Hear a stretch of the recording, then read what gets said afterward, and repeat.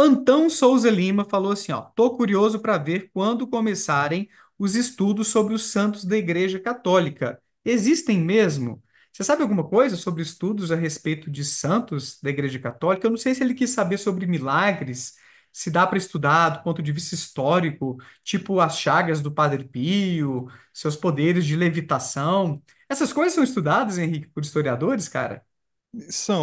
Historicamente, tem muita história dos santos, né? Inclusive, é um campo chamado de hagiografia, que lida com essas biografias de pessoas consideradas sagradas ou próximo do sagrado, né? Então, no caso, aí inclui os santos. E no caso desses milagres, a história estuda a questão dos milagres, mas não se os milagres aconteceram ou não aconteceram.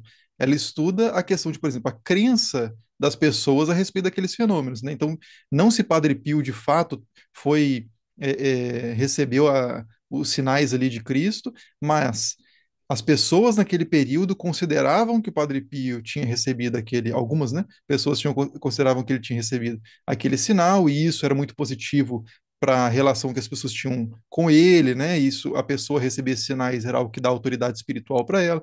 Então, esse tipo de coisa. Se aconteceu ou não aconteceu, não é tanto o assunto, mas sim o que que as pessoas disseram que aconteceu e qual o efeito disso, né, naquele tipo de cultura, né? É uma história cultural dos Santos, né? Apesar de que, pelo menos no livro dos Milagres, do jornalista Carlos Orsi, ele tenta trazer alguns indícios históricos que depõem contra a existência de alguns fenômenos ditos milagrosos. A respeito do Padre Pio, por exemplo, parece ter havido uma mulher que trabalhava numa farmácia que alegou que ele comprava um tipo de um componente químico, vai, alguma coisa assim que ele estava aplicando para produzir aquelas feridas. Então, assim, ele traz esse registro histórico para questionar: será que Padre Pio de fato recebeu as chagas de Cristo? Foi um milagre? Ou ele estava, qual é a palavra? Forjando aquilo ali para tentar chamar a atenção para si. Tanto que, se não me falha a memória, a igreja não reconheceu que eram as chagas de Cristo e tal. Acho que não oficializou isso aí, do ponto de vista de um milagre, alguma coisa do tipo. Esse caminho é até viável, né, Henrique? Tipo, Sim. apontar as controvérsias, olha, teve alguém alegando aquilo, pode ter acontecido assado.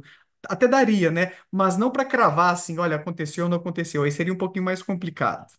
No caso do Padre Pio, a gente está muito próximo, né, no tempo. A gente já tem uma fartura documental que a gente não vai encontrar para santos medievais e coisas do tipo, né? Então, estava pensando em exemplos mais antigos, aí realmente é muito difícil fazer esse tipo de investigação, né, de farsa ou coisa assim. Sim, sim. Aí é muito mais complicado. O Carlos Ossi teve um capítulo sobre a abertura do mar por parte de Moisés, e foi um dos casos que ele fala, cara, não dá para a gente voltar no tempo, a gente tem poucas coisas, mas tem uma galera que até questiona assim, será que... é porque ele traz, assim, algumas tentativas até científicas de a gente entender alguns fenômenos. Será que a maré baixou e aí o pessoal interpretou como uma coisa miraculosa e tal? E aí ele questiona, às vezes, de algumas coisas nem terem acontecido e serem invenções. Mas, de fato, quanto mais longe do suposto acontecimento, mais difícil reunir indícios para poder refutar ou corroborar algumas dessas afirmações extraordinárias, né, Henrique? Exatamente.